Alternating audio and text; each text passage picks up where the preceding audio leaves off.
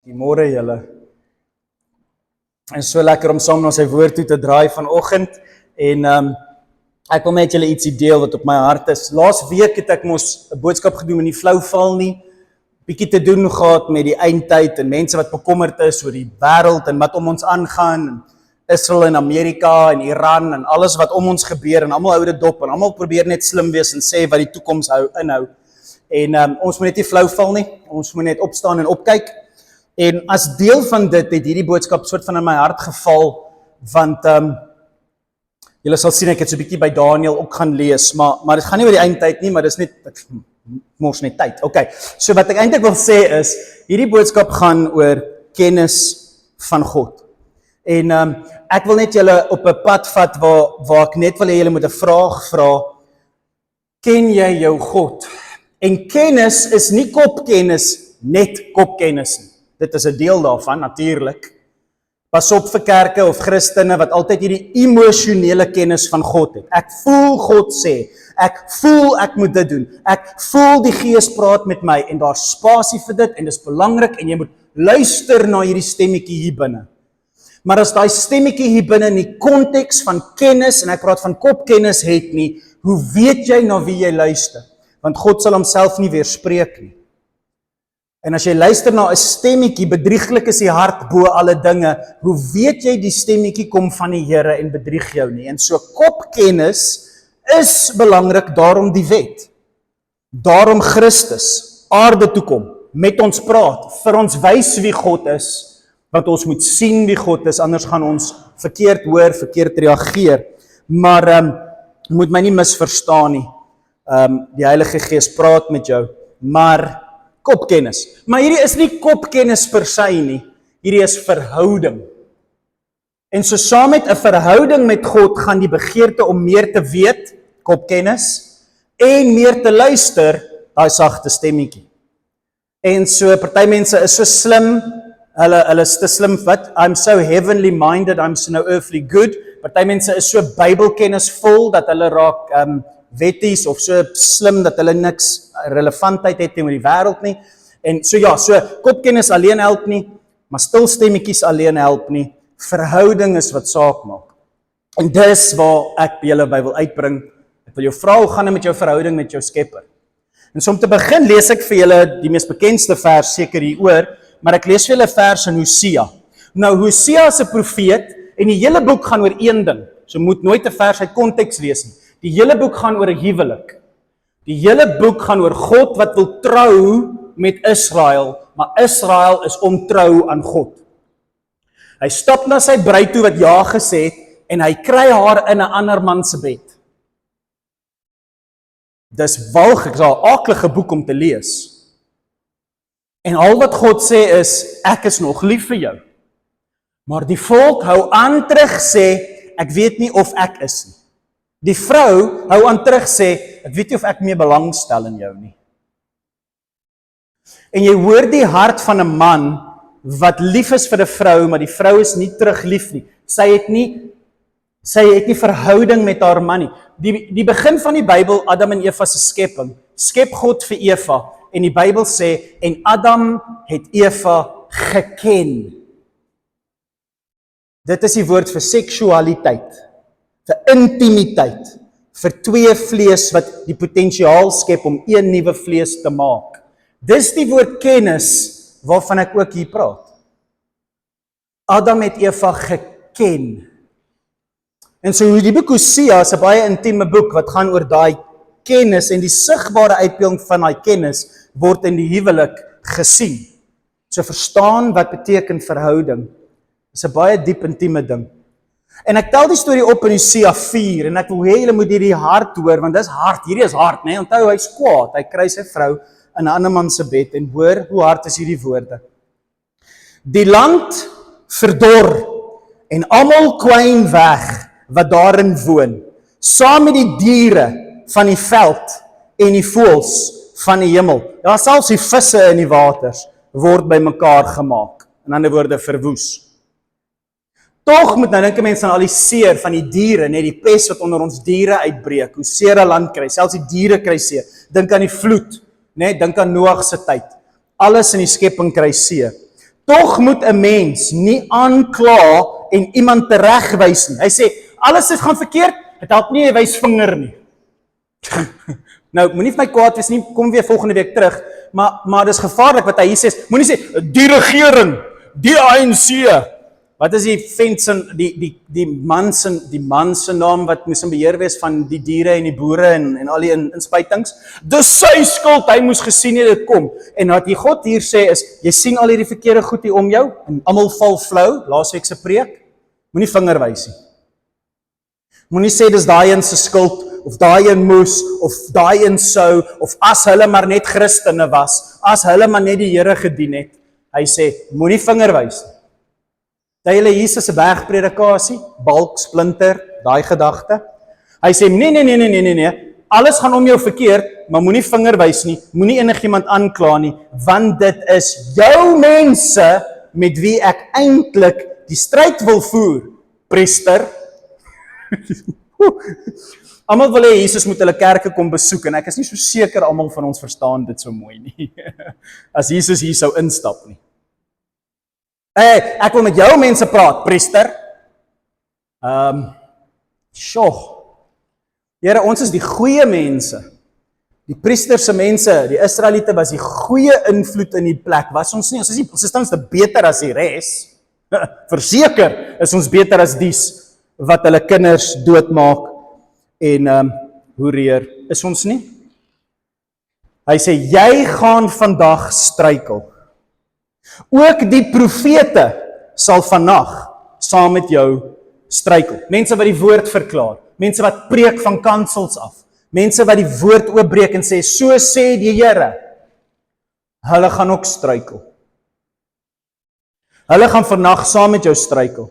En ek gaan jou moeder laat omkom. Sheesh. Lees jou Bybel en bid elke dag. Ek weet, wow! Ek gaan jou ma dood. Nou, moeder is jou land. Moeder aarde is waar dit vandaan kom. Die moeder is waar jy eet, is waar die vrug groei. Die moeder is die grond waarop jy staan. Hy sê, ek gaan jou land verdor. Ek gaan dit wat jou lewe gee van jou wegvat. Julle profete, julle land, ek sê, julle verstaan nie, julle mors met my, want julle ken my nie, hoe dit sê. Hy sê, hoekom is God so wreed, verstaan my hart en nie my woorde nie, hoekom klink God so wreed en so hard hier, dat hy hierdie woorde so hard uitspreek. Hy sê, want my volk kom om, in woorde, ek sê ek gaan julle laat omkom, maar hier's hoekom julle omkom. Dit is asof God net kwaad is en sê, ek gaan jou doodmaak, Hy sê, hier's hoekom julle doodgaan. Dis nie dat God net mense doodmaak nie, daar is redes hoekom mense hel toe gaan, daar is redes hoekom jou lewe uitmekaar uitval, daar is redes, en jy kan nie net sê, God doen dit aan my nie, God doen dit aan jou. Maar hoekom laat God toe dat dit aan jou gedoen word, of hoekom doen God dit aan jou? En jy moet soms vra en gaan stil word en sê, Here, dra ek blaam? En die antwoord is nie altyd ja nie, maar ek gaan partykeer agterkom, ons probeer onsself baie vinnig kwytskel, en hy sê, my volk kom om, weens 'n gebrek aan kennis, intimiteit, verhouding met hulle man, met God. Omdat jy die kennis verwerp het, die verhouding verwerp het, die uitnodiging om my te leer ken, Jesus Christus se uitnodiging aan jou om weergebore te word in 'n nuwe verhouding met God, in 'n nuwe verbond. Omdat jy daai kennis verwerp het, sal ek jou verwerp. Dis letterlik hel. God sê daar is nou 'n hel. Besef jy daar is 'n hel? 'n plek waar mense kies om God te skei en waarheen jy dan kies om te gaan. Afskeiding van my is hel. Afstand van my is hel. As jy nie kennis dra van my nie, dra jy kennis van die hel. Dis 'n outomatiese beginsel. Jy's of vir my of teen my, daar's nie 'n middeweg nie. En hy sê ek verwerp jou. Nou ek verwerping klink so hard, maar dis weer eens hy gee jou wat jy wil hê. Jy verwerp my, so jy kry jy wat jy wil hê. 'n Verwerping van my. Dis baie harde woorde en hy maak klaar, hy sê sodat, wow, omdat jy die kennis verwerp het, sal ek jou verwerp, sodat jy nie meer vir my priesterdienste sal doen nie. Omdat jy die wet van jou God vergeet het, sal ek jou seuns vergeet. Nou priesterdiens, ek moet dit net vinnig vir julle sê, in die ou vertaling, maar spesifiek in die nuwe vertaling, moenie mis nie, priesterdiens is nie pastore en predikante en dominees nie, hy sê ek maak van my 'n volk van priesters bymekaar. In die Nuwe Testament sê Petrus, ons is priesters van die Here. Sodra jy jou mond oopmaak en jy praat oor verhouding met God, jy praat oor Kersfees, jy praat oor Paasfees, sodra jy praat oor God wat vlees kom word het, is jy 'n priester. Jy spreek vergifnis uit oor die wêreld, as jy 'n priester. En hy sê, ek gaan julle priesterskap wegvat, so die kerk gaan niks meer hê om te sê nie. Dit wat die kerk sê, gaan nie meer doen wat dit veronderstel is om te doen nie. Die kerk se woorde gaan leeg raak. Hoekom gaan hy die priesterskap van ons wegvat? Omdat ons die wet van God vergeet het. Die liefdeswet van Christus, dit wat die kennis van wat Jesus kom sê het, kom doen het en ons gevra het om te doen. Omdat ons met kinderkerk geloof volwasse mense word. En nie wil besef dat ons kennis moet verdiep nie. Hy sê, julle het vergeet, en so ek gaan julle seuns vergeet. Ek gaan julle seuns vergeet. Hy gaan ons oorlaat aan die begeerlikhede van ons liggame. Lees Romeine 1. Lees Romeine 1, dis so hard wat hy in Romeine 1 sê. Gee julle los om te doen wat julle wil doen, en dan gaan julle sien hoe seer en aklig dit is. Dis hard. Ons wil dit nie hê nie. Dis nie wat ons wil hê nie.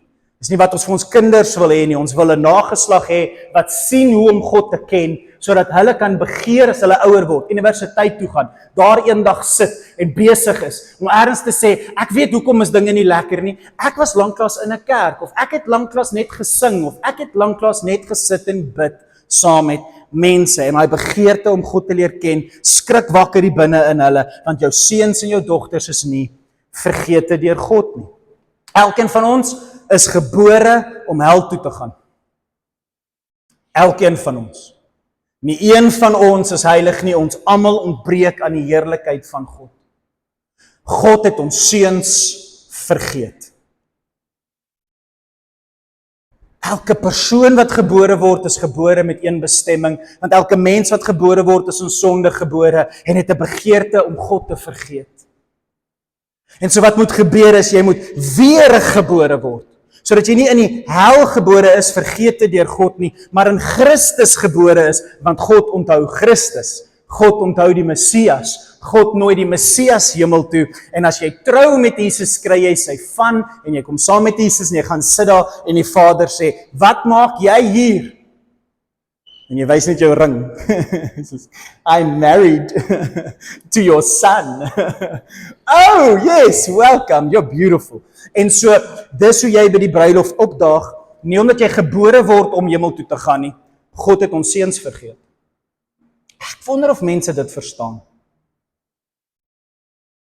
En as meer mense dit verstaan, sal hulle begin stroom na waar kennis gekommunikeer word. Ek dink nie mense glo hierdie nie. Ek dink hulle dink op een of ander manier het God sy gedagte verander in die nuwe verbond. Dat hy net besluit het, almal wat gebore word, gaan nou onthou word, somme maar net. Nee, hy onthou Jesus. En dies wat met Jesus wandel, word onthou. So, dis hard. Nou waar sien ons dit op sy hoogtepunt? Waar sien ons hierdie, ek gaan jou seuns vergeet, op sy hoogtepunt? Baie mooi. Ek bly jou vra dit. Kom ek sê jou, dis 'n goeie vraag. Op die kruis. Op die kruis van Golgotha, Paasnaweek is om die draai. Op die kruis hang die seun van die mens. Nie vergeet nie, hy is seun van God en hy is seun van mens. En op die kruis hang hy nie daar as God per se nie, hy hang daar as mens. Hy dra ons offer, hy is die perfekte mens wat die wet moes kom doen. God hoef nie die wet te doen nie, die mens moet die wet doen. En hy hang daar as die seun van die mens, ons voorbeeld, hoe om 'n mens te wees, en om liefde te wys, en hy hang daar en hy sê hierdie woorde, Eli, Eli. Ja, dis hard. Ken julle die woorde? Ja, dis hard. Lama sabachthani. My God, waarom het U my verlaat? Sabachthani, is een van die hardste woorde, sabachthani. My verlaat, my vergeet, U rug op my gedraai. Waarom het U ons seuns vergeet, Here? Waarom skud die hemele? Waarom val almal flou? Waarom raak dinge so moeilik in ons land? Waarom gaan ons beeste dood? Waarom, Here, het U ons dan vergeet? Eli, Eli, lemag sabachthani, skree die seun van die mens. Want dis wat ons mense skree. Ons weet nie hoekom God ons vergeet nie. Ons weet nie hoekom ons die hel as 'n voorland het nie. Ons weet nie hoekom mense ons sê, jy moet nie, hoekom moet ek Jesus? Ek is nie so 'n slegte mens nie. Ons weet nie hoekom God gesê het, hy gaan ons vergeet. Waarom het U my verlaat? Dit kom uit Psalm 22 uit. Die eerste 2 verse lees ek graag vir jou, want dit is die vraag wat die mens vra. Die hele Psalm is so mooi, en sien die stryd met Dawid, soos hy profeteer oor Jesus, oor die stryd tussen, waarom het God ons vergeet met, dis waaroor die lewe gaan. So 'n mooi Psalm, ek lees die eerste 2 en die laaste 2 verse vir jou. Hoor wat sê die eerste 2 verse van Psalm 22. My God, waarom het U my verlaat? Sien, dis 'n gebrek aan kennis. Jy weet regtig nie hoekom nie. Waarom bly U so ver wanneer ek roep om hulp? So ver wanneer ek tot U sug. Dis God wat ver is, God wat wegbly. God is die probleem. Ek wys vinger na God toe, want God is die krisis. Elke dag roep ek na U, my God, maar U antwoord my nie. Ook elke nag roep ek, maar daar is geen rus vir my nie. Weens 'n gebrek aan kennis gaan mense dood. Waarom, Here? Waarom? Hy weet regtig nie hoekom God van hom ver is nie. Dawid besef regtig nie die som totaal van sy sonde en hoe dit God walg nie. En hy bly leef in sy sonde. Hy bly 'n koning word wat net doen wat hy wil. En hy besef nie wat hy besig is om te doen nie. En hy hou net aan om dit te doen. En dan verstaan hy nie hoekom God ver voel nie. Waarom? Here, hoekom? Gebrek aan kennis. Waar's die wet, Dawid? Waar's God se beginsels, Dawid? Nou lees die hele Psalm en is asemrowend soos hy nie kennis het nie en aan homself al hoe meer en meer soos die Psalm aan gaan herinner aan waar sy krisis regtig lê. Dis baie mooi, maar hoor hoe eindig hy die Psalm wanneer hy besef wat die krisis is, wanneer hy kennis kry. Wanneer die Heilige Gees hom inspireer om te onthou wat die krisis werklik is. Hoor die laaste 2 verse. Die nageslag, hy praat van waarin hy leef, sal hom nou begin dien. Die komende geslag sal van hom hoor. Ja. Sy regverdige dade sal aan hulle vertel word. Die wat nog nie eens gebore is nie, sal van sy dade hoor. 'n Gebrek aan kennis lei tot sy ondergang. Weet jy hoekom gaan kinders verlore? Want hulle hoor nie van God nie. Weet jy hoekom is jong mense soos hulle is? Want hulle hoor nie van God nie. Ons is totaal en al okay dat ons skole godsdienst uit die skole uitgehaal het, want ons gaan dit mos by die huis doen. Swak. En so ons is okay daarmee en ons Christene staan terug en daar's 'n gebrek aan kennis van wie God is in die education system en ons is okay daarmee. En Dawid kom agter. Ons kinders sal van God hoor. Ons sal van God hoor. Ons kinders sal van God hoor. Ons ongebore kinders sal van God hoor, want as gevolg van 'n gebrek aan kennis sterf ons almal. So kom ons maak seker daar's nie gebrek aan kennis nie. Kom ons maak seker sy naam word oral uitgesing. Kom ons maak seker waar ook al jong mense is, hulle hoor wie God is en hoe nodig hulle God het in hulle lewe. Want 'n gebrek aan kennis van wie God is, lei tot almal se ondergang en daarom sal, dis so 'n mooi sinnetjie, die wat nog ongebore is, sal van sy dade hoor. 'n Gebrek aan kennis en volkome kennis. Die ongeborenes weet. Dis volkome kennis. Mal daaroor. Maar die hele Bybel is vol van hierdie stories. As jy eers met hierdie bril die Bybel wil lees, dan sien jy oral waar hierdie ek weet nie en daarom kry ek seer. Die nuwe farao met Josef wat dood is, 400 jaar later, daar's 'n nuwe farao en die Bybel sê dit so mooi. Hy sê, en daar het 'n nuwe koning, 'n nuwe farao gekom en hy het niks van Josef geweet nie. En hy het by homself gedink, hierdie Israeliete is baie en hulle kan ons oorskadu, kom ons maak hulle slawe. Jy sien, die farao het niks geweet van die geskiedenis, van hoe goed hierdie Jode vir sy nasie is nie. En toe hy nie sy geskiedenis lees nie, toe hy nie kennis opdoen nie, toe hy nie hom verdiep in die storie van God in sy land Egipte nie, toe doen hy 'n gruwelike ding wat hom alles gekos het. Hom en sy seun, alles gekos het. Egipte het daai, met sy seun het Egipte geval. Egipte was uitgewoes. Babylon het kom oorneem. Assirië eintlik het kom oorneem. En so omdat die koning nie omgegee het oor Josef se storie nie, het die storie van Moses plaasgevind.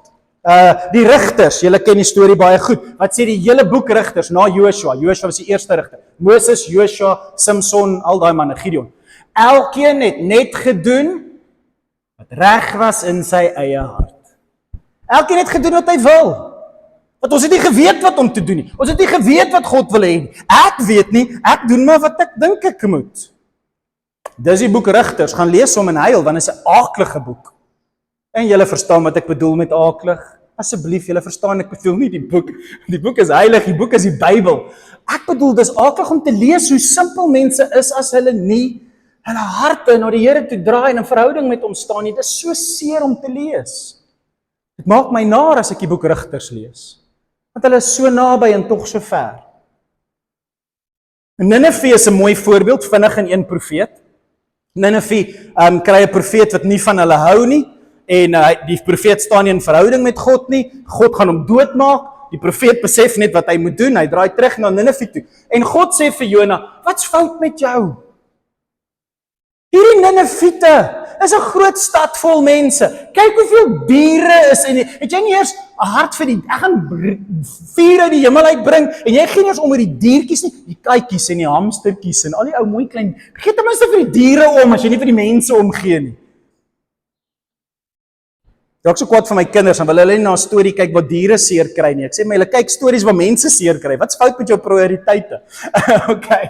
Hy sê, maar dit is so mooi hoe God sê. Hy sê, maar wat van al die diere? En dan sê hy, want hierdie Ninevite ken nie hulle linker van hulle regterhand nie.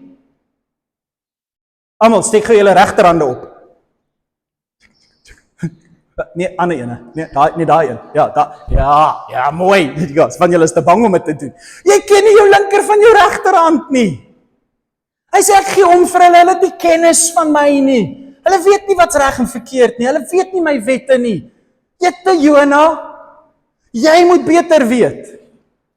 Hulle weet nie. Vertel hulle, gee hulle kennis. En toe spaar God hulle toe hulle 'n klein bietjie kennis kry.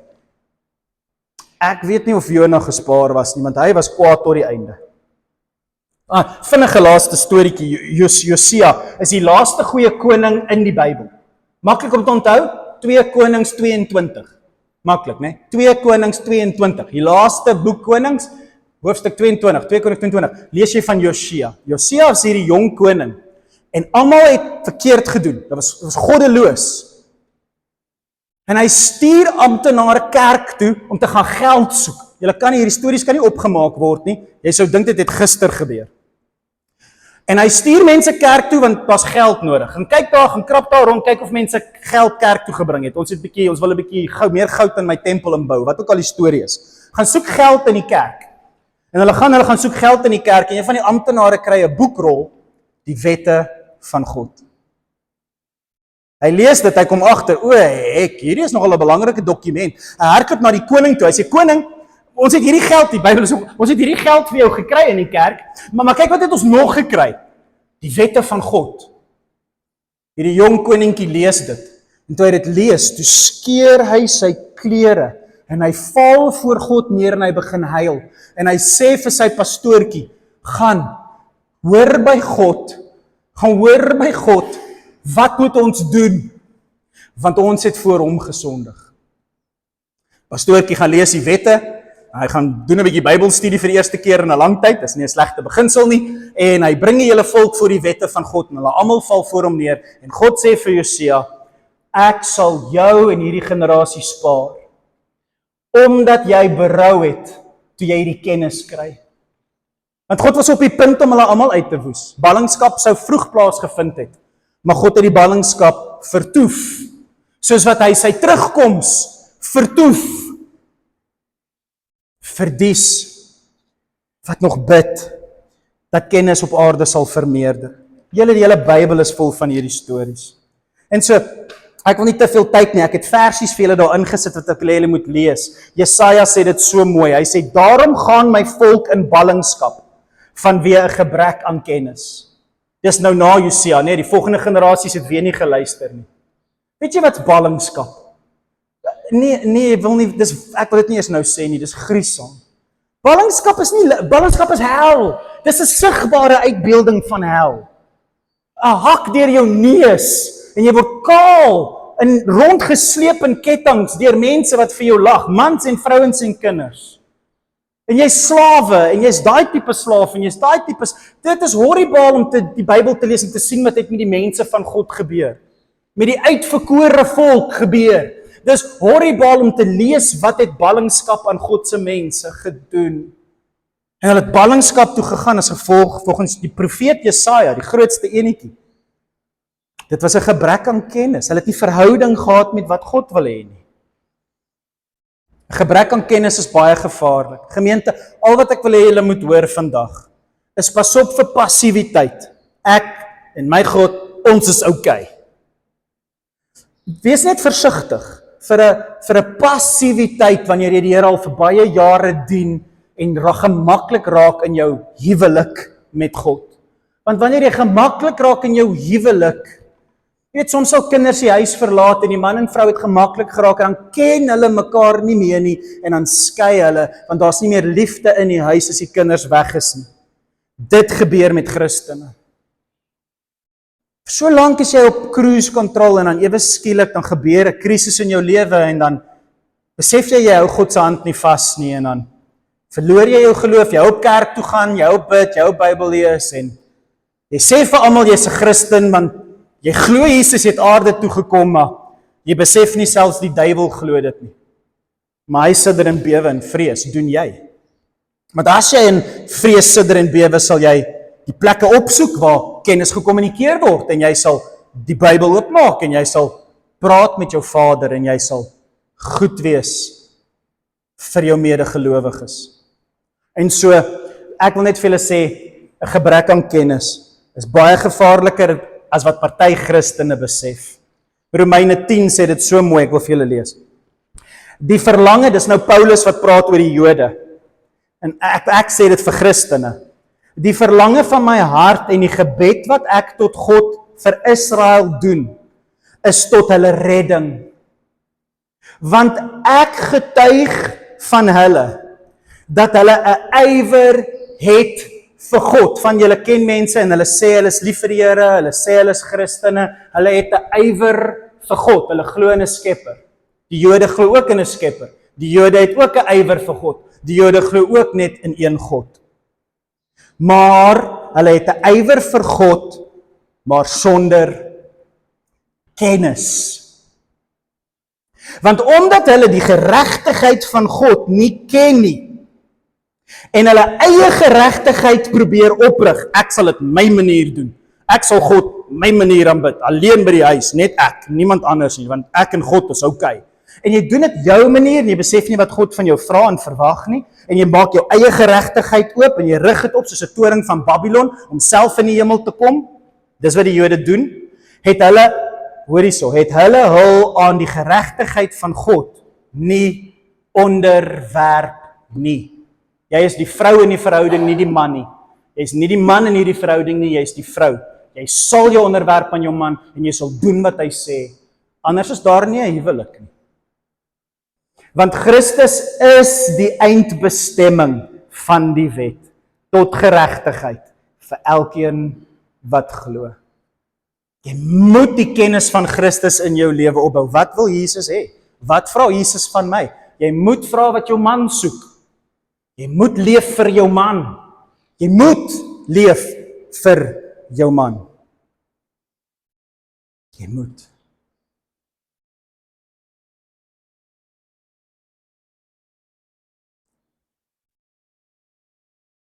In Tessalonisense sien ons hoe Christene wat nie kennis het oor eenvoudige goed soos die dood, hoe hulle getuienis daaronder lê. Tessalonisense sien ons wil nie hê dat julle in onkunde nie kennis moet dra oor dooies nie. Ons geliefdes, soos my pa wat nou so 8-9 maande terug oorlede is. Ons moet kennis dra oor sulke tipe dinge wat die wêreld oor wonder. Hy skryf in Tessalonisense. Ons wil nie hê dat julle in onkunde nie kennis moet hê oor dooies nie. Want dan sal julle nie soos ander mense treur sonder 'n toekomsverwagting nie. Wanneer Christene nie kennis dra oor goed wat eintlik eenvoudig moet wees as jy net 'n bietjie moeite doen nie, dan huil ons net soos die wêreld. Ons treur net soos die wêreld. Ons is nie opgewonde wanneer ons dink aan dies wat verslaap het nie, wanneer dies wat aan die slaap geraak het nie. Ons is nie opgewonde oor die feit wanneer iemand siek raak, wil almal gesond hê. En ek is net soos, as jy seker jy wil gesond word. Ek sal dit nooit sê nie, want mense gaan sê ek's mal, maar ek sê dit net vir niemand nie. As jy seker, as jy opgewonde om huis toe te gaan, hoe dink ons oor die dood? Of wat is ons getuienis vir die wêreld? Is ons regtig bang om dood te gaan? Nee, dood is die finale vrees. Ek blameer jou nie as jy bang is nie. Ek weet toe ek gehijack was, het ek vir hulle gesê, please don't shoot me, I'm a Christian. Wat 'n getuienis, ek weet nie wat het ek gesê daai dag nie, maar dit was my woorde. No, don't shoot me, I'm a Christian. My vraag is, wat is jou getuienis as jy voor die dood staan? Ek hoop my volgende kans is anders. Maar my punt bly staan is, jou kennis dra jou getuienis. En as jy nie kennis het nie, gaan jou getuienis daaronder lê. So, ek maak klaar. En hierdie is bietjie hard. So asseblief leefgemeente en almal wat kyk. As jy my nie ken nie, hoor net wat ek probeer sê. Moet my nie oordeel vir wat ek verkeerd sê nie. Jy moet jou eie heil uitwerk met vrees en bewe. En so gaan kou en spoeg uit. Maar hoor my hart. As dit kom by die verhouding met God of die kennis van God, dink ek baie van ons maak baie groot foute. Ek is oortuig dat baie keer hanteer ons onkundige mense wat sonder kennis van die waarheid van Jesus Christus rondloop. Ek is oortuig, ons hanteer baie van hulle asof hulle slagoffers van omstandighede is. Asof ons hulle so moet jammer kry want die wêreld is net wreed. Shame, hulle is arm want hulle kultuur. Shame, hulle sit nie in 'n kerk nie want hulle dominee het hulle nie gegroet nie. Daai tannie het hulle lelik aangekyk. Niemand het hulle besoek in die hospitaal toe ons moes ry jy siek nie. En ons het redes hoekom ons kwaad is vir die kerk. Ons het redes hoekom ons werk verloor het. Ons het redes hoekom ons drink en vloek en rook en ons kry mense sonder die kennis van Christus jammer asof dit hulle kultuur is. Asof dit een of ander en ons kyk na hulle asof hulle slagoffers is.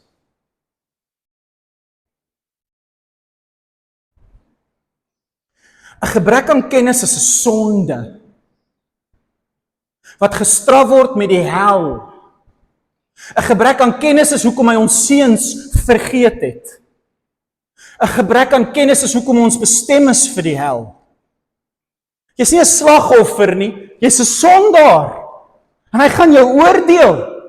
Wat ook al jy vinger na toe wys en blameer, dit beteken niks vir God nie. So jou dominee was lelik met jou. Wat het dit met enigiets te doen? Wat het dit met enigiets te doen?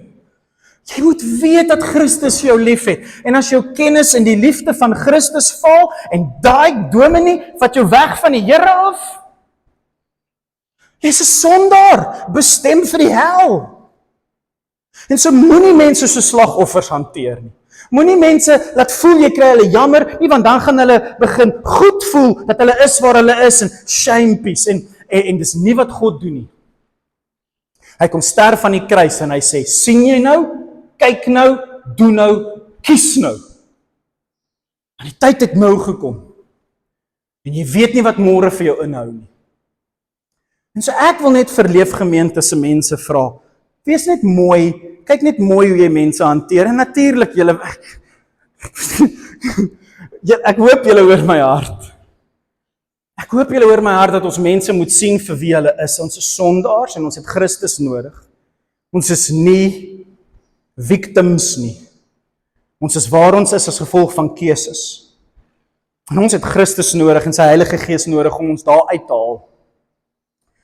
Ons almal begin in onkunde, maar ons is alles gegee om uit onkunde te groei en in volmaakte kennis van Christus te leef. Gaan lees Efesiërs, gaan lees Romeine, dis in julle blaadjies. Gaan lees wat sê Paulus oor die volmaakte kennis van God. Gaan doen daai studie. Ek wil net afeindig deur om te sê, ons almal wat hier sit en almal wat jy ooit sal ontmoet, al gaan jy na 'n tropiese eiland toe, ver weg van almal af. Ons almal het gratis ontvang wat ons nodig het om tot kennis van Christus te kom.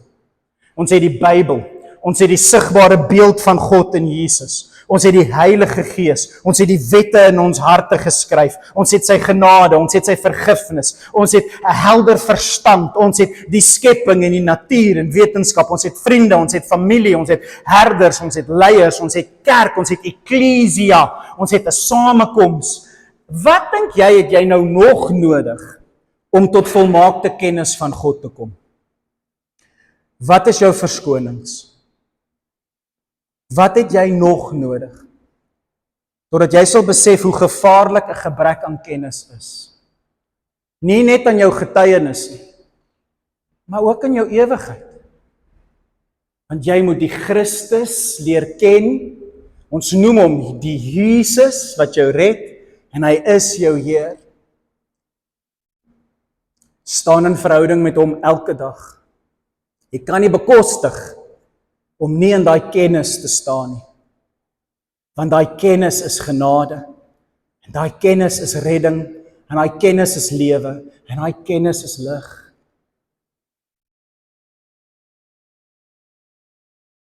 Raak lief vir God en sy woord. Kom ons bid saam. Hemelse Vader, baie dankie vir u liefde, en dankie dat u dit nie ingewikkeld maak om hemel toe te gaan nie. Dankie Vader dat u dit maklik gemaak het om hemel toe te gaan. Dat die pad hel toe breed is en die pad hemel toe nou. Nie omdat dit moeilik is nie, maar omdat daar net een naam is. Een weg is. En dit is 'n maklike weg. Dis die weg van Jesus Christus. En sy liefde, en sy genade, en die kennis van hom. En dis 'n maklike kennis om te bekom. Mens hoef nie te gaan studeer en geld uithaal en geld te spandeer nie. Here, u maak dit vir ons maklik. En Here, dankie daarvoor. Dankie dat u wens dat elkeen van ons hemel toe moet gaan, dat niemand verlore moet gaan nie, dat al die seuns deur u geken sal word, en dat die ongebore mense van u sal leer ken. Dankie daarvoor, Here. Ons sien die hart in die Bybel, ons hoor u hart. Die hart is nie teen ons nie, die hart is vir ons. Ons sien dit raak. Ons is opgewonde oor Paasnaweek wat om die draai is. Dankie daarvoor, Here. Ons is so lief vir u. Maak ons wakker aan die binnekant, o Gees van God. Die ongebore kinders moet hoor. Ons prys u in Jesus naam. Amen. En amen. Ek is baie lief vir julle, gaan stoei met hierdie woord. Sien julle volgende week en geniet 'n lekker koppie regte koffie en sien julle volgende week. Totsiens.